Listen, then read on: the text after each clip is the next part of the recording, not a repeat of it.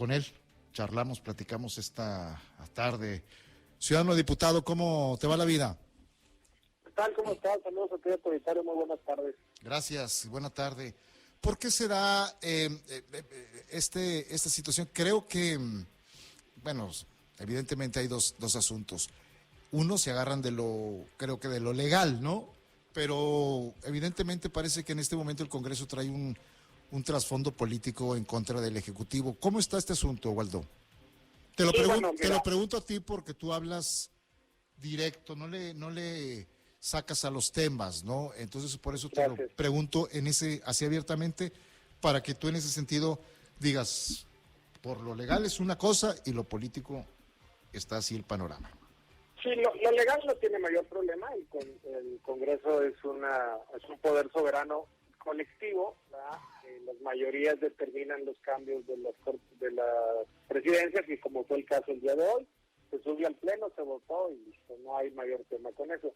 Evidentemente sí hay una preocupación, incluso aunque hubo en el posicionamiento de las diputadas de MC algunas alusiones personales a mi persona. Yo lo que les sugería a todos es que hay que serenarnos, hay que tratar de construir por el Estado. El presupuesto es el instrumento perfecto para tratar de volver a darle conducción al Estado. Hay un enfrentamiento, eso es evidente. Pasó hace 3 meses, luego con la Constitución parecía que ya se habían arreglado las cosas, y sigue un enfrentamiento político entre todo lo que es la oposición y el partido en el gobierno, Movimiento Ciudadano. Y esto viene pues a consecuencia de diversas cosas que se han venido presentando.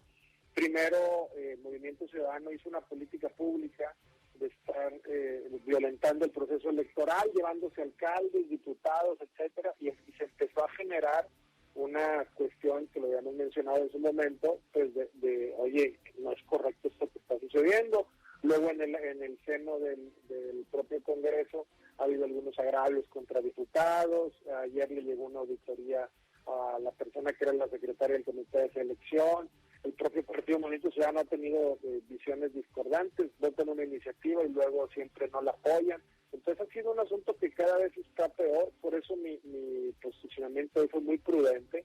No sirve nada abonarle al conflicto cuando digamos que hay un bloque consolidado de oposición, pero no sirve de nada. Creo que estamos tratando de construir que el gobernador particularmente y la gente del gobierno del Estado entiendan la necesidad de construir, y que el Congreso de este lado pues también mandemos el mensaje de que lo queremos hacer. Ojalá y se den las condiciones. Siguen secuestradas las participaciones estatales para los alcaldes, algunos alcaldes de la localidad. Es muy grave, sobre todo para los municipios rurales, porque ellos viven al día, y por un asunto de una decisión arbitraria no se da este dinero, y entonces pues es muy grave, porque por eso hay instituciones, por eso está la ley, y se tiene que entregar este dinero que no le pertenece al Estado, no le pertenece a los municipios, le pertenece a los pobladores de los municipios para recibir los servicios básicos que otorgan los municipios.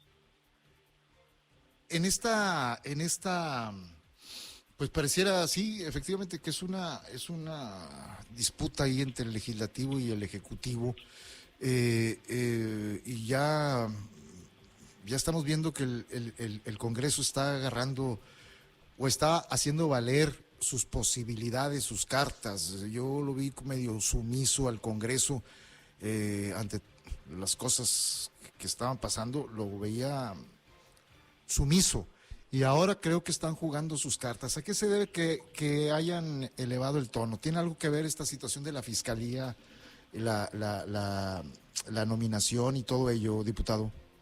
Pues fueron varias circunstancias. La primera es lo que te mencioné, ¿no? La distorsión democrática que sucedió. Sí. El primer partido afectado en su momento pues fue Morena, de hecho es el partido más afectado, ¿no? Sí. Los partidos que fueron en la alianza con Morena prácticamente nos quedamos sin alcaldes, todos se los llevaron. Luego le siguió con el PAN, luego con algunos diputados del PRI, un diputado del PRI me parece y un diputado del PAN, si mal no recuerdo. Uh-huh. Entonces ese fue el primer asunto, pues eso genera condiciones de ingobernabilidad. Ganar una elección es lo más difícil que hay en la vida para un político. Y si una vez que la ganas a través del presupuesto te cambias de partido, pues es una distorsión. Entonces, ¿qué esperaba el gobernador? ¿Que le mandaran una canasta de frutas? No va a pasar eso, ¿no? Pero le aprobaron la Constitución. Sí, bueno, luego justamente iba para allá. Luego viene la segunda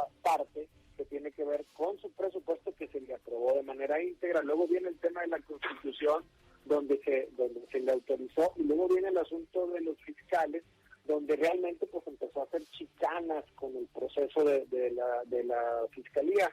Se entregaban cartas de antecedentes a unos sí, a otros no. Hay cerca de 95 leyes o decretos que no ha publicado el Ejecutivo, tan valiosas como leyes que tienen que ver con la desaparición de personas, y no las ha publicado porque alega que hay un amparo. Entonces, digamos que fue la gotita llenando el vaso, y el vaso ya se derramó, y así hizo un chorro y se derramó, y es muy peligroso lo que está sucediendo, porque por un lado la vida institucional del Estado no estábamos acostumbrados a esto. Sí había debate, había confrontación, estaban las controversias judiciales, etcétera, pero ahorita lo que tenemos es una postura. Ya lo último es el secuestro del dinero, que insisto, es del pueblo, porque las poblaciones, las ciudades con ese dinero reciben servicios de los ciudadanos. Entonces cada vez está más crispado. Ayer fue la votación del tema de los fiscales, ¿no?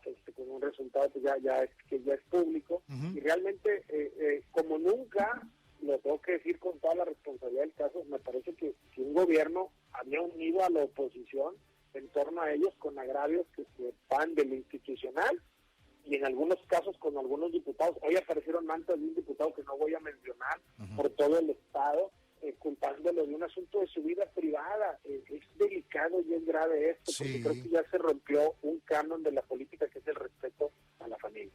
Sí, a ver, dos cosas, Waldo Fernández, dos cosas. Uno, ¿cómo van a manejar el presupuesto ante esta situación política? ¿Le van a usted meter mano? ¿Van a ejercer presión ante esta situación política? Y dos, tu opinión sobre esto que han denunciado, que la terna, pues sí, son medinistas, al margen de que sea o no sea vetado Adrián, los cuatro son medinistas. ¿Qué opinión tienes al respecto?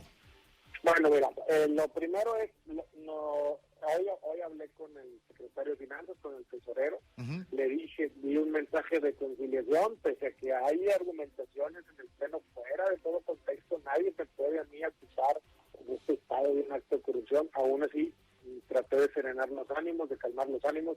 Me ha tocado estar inmerso en conflictos muy complejos. Estuve en la Comisión Bicameral de Seguridad Nacional cuando mandamos citar al secretario de Gobernación 8 horas.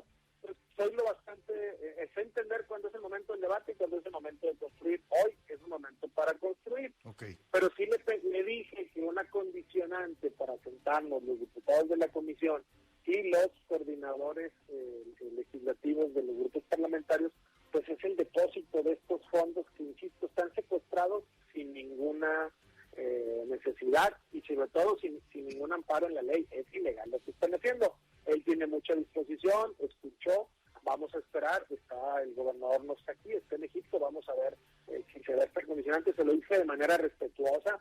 No, es un asunto pero la verdad es que para poder avanzar necesitamos que se le entregue lo que le corresponde a cada quien. Ahora, ¿qué argumento te dio del por qué no se les ha entregado? Pues mira, es una plática que se da en el entorno de dos autoridades. Yo te platico lo que le dije, lo otro él no me autorizó a decirlo. Entonces hay que esperar. En algún momento habrá una postura pública al respecto, pero la realidad es, por la construcción de un acuerdo con el gobierno del Estado, preferiría nada más omitir la parte que yo platiqué. Claro. Fue muy receptivo, muy amable, muy educado, y bueno, creo que de entrada fue una primera buena llamada. No me digas lo que te dijo, vaya, no me lo vas a decir, ni voy a insistir. Lo que sí te pregunto es, ¿te echó un choro político? No. ¿O te dijo que hay una razón? No hay una razón técnica, eso sí te puedo decir. No hay una razón técnica legal, ¿no? Pero no, para nada, fue una plática de mucho respeto y todo, y vamos a esperar. Estamos esperando que ojalá hoy lo liberaran. Ya tal vez se fue el día de hoy, espero que mañana pueda ser así. Es correcto. ¿Y el otro asunto de la Fiscalía? Sí, bueno, mira, se hizo una elección. Como te dije, la elección se fue viciando por las cartas de antecedentes, que sí, que no, que esto, que el otro. Evidentemente son personajes, todos los que están en las ternas que quedaron, pero más que medinistas, que sí están ligados de alguna manera a Adrián de la Garza. Trabajaron en la Fiscalía con él cuando algunos incluso siguen trabajando ahí. Uno de ellos pues es el actual fiscal, ¿cómo le llaman? Fiscal interino, perdón por el término, no lo recordaba. Sí. Pero son personajes... Cargado de despacho, no sé cómo se llame. Sí, cargado de despacho. son Sí. personajes que tienen una vida en la vida pública. Y te quiero hacer un señalamiento que no sé si ustedes lo percibieron o no. Justamente el día que renunció Gustavo Guerrero, Ujú.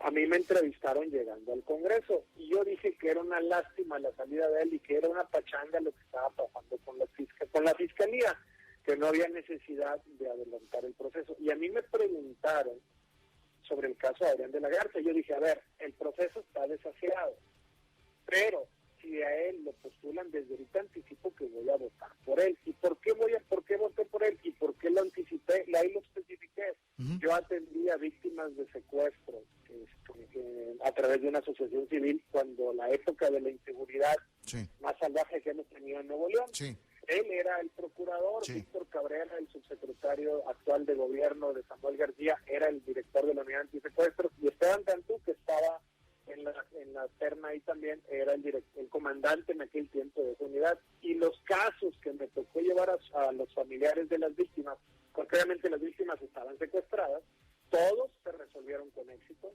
Yo le marcaba, las pocas veces que le marcaba al fiscal o a estas dos personas que señalé y tomaban la llamada, eran las 3 de la mañana, 4 de la mañana.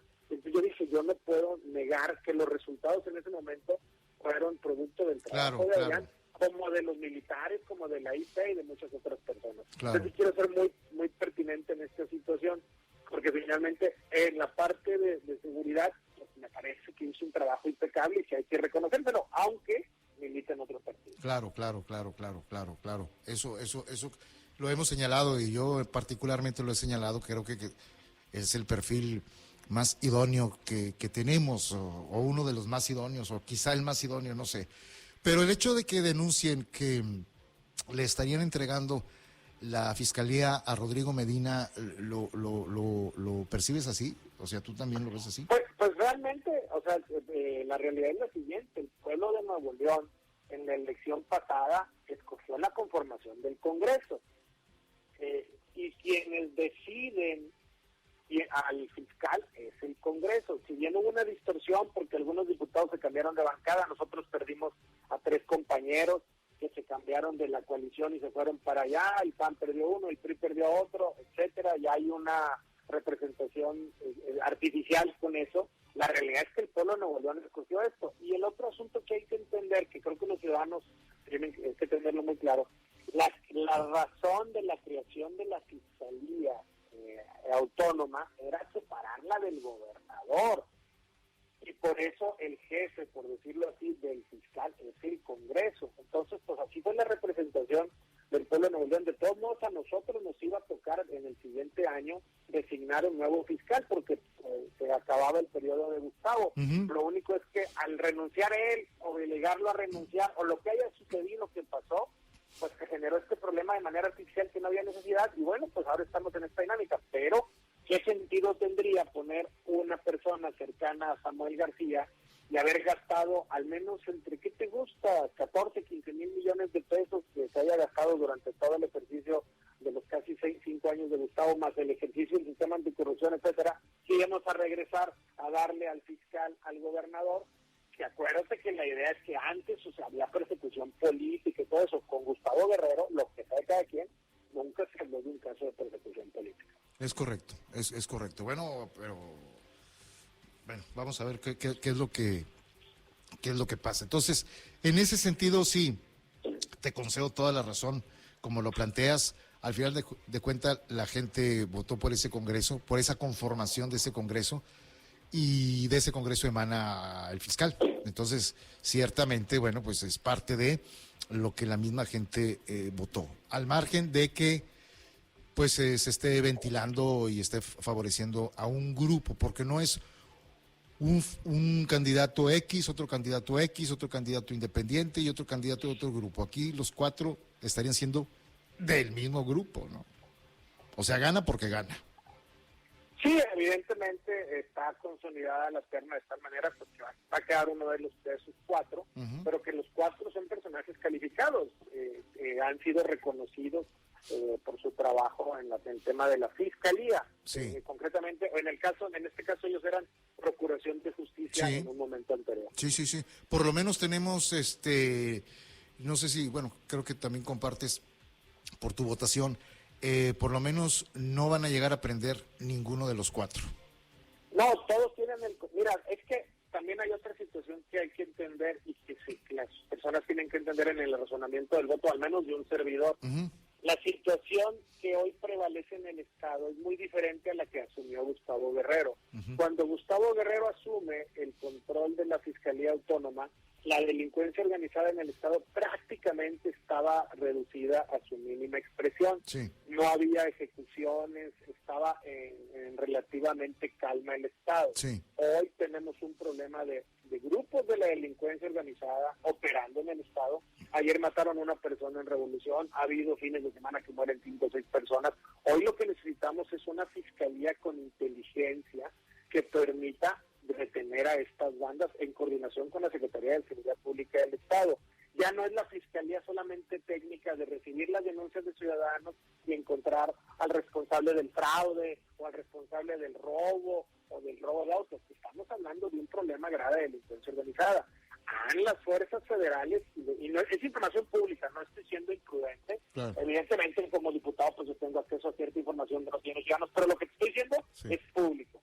En esta administración de Samuel García y del presidente Andrés Manuel López Obrador, como nunca se han mandado efectivos federales a Nuevo León. Acaba de llegar otro batallón con 350 elementos de las Fuerzas Armadas.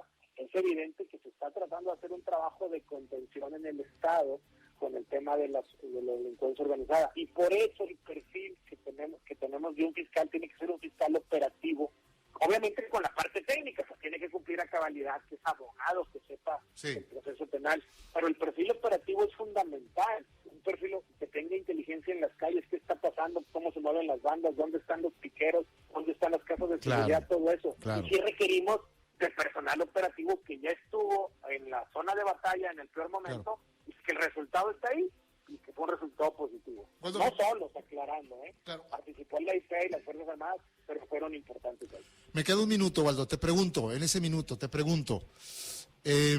dice Aldo que el Congreso quiere elegir un vicegobernador con la elección del fiscal. ¿Estaría a ese nivel de poder hacer política y tener cierto control en el Estado? No, es una declaración fuera de lugar. Para empezar, un fiscal por su naturaleza no hace política, ¿no? El fiscal lo que más importa es el bajo perfil. Y recuerden cuando Adrián fue fiscal, cómo se comportó. De muy bajo perfil. Las personas que te menciono, pues es más, probablemente si vas a la calle, si tú estás en el círculo rojo y te los encuentras, no te acuerdes quién es. Me explico, o sea, eran personas, es más, del bajo perfil de ellos incluso depende, y lo digo con todo respeto y con toda la prudencia, insisto, pero por la pregunta es importante estar hasta la seguridad de sus familias, ¿eh? Entonces imagínate, es un exceso hablar de un vicegobernador. Yo entiendo a Aldo cuál es su chamba, es defender a un gobierno y todo, pero es un exceso hablar de un vicegobernador. No existe tal figura, y si quieres hacerlo, el espacio menos probable y posible es la fiscalía. De acuerdo. Waldo, te agradezco muchísimo que nos permitas platicar contigo vía telefónica, al margen de hacerlo posteriormente aquí en cabina sobre este y otros temas, porque ya viene el cierre del Congreso y la proyección para el 2023. ¿Te parece que lo hablemos después? Gracias. Estoy para servirte y decirle al pueblo de Nuevo León que estamos tratando en el Congreso, en lo que me toca a mí, de serenar los ánimos. Ojalá y se consiga. Gracias, Waldo. Saludos, buenas noches. Buenas noches también para ti. Gracias a Dios. Nos vamos.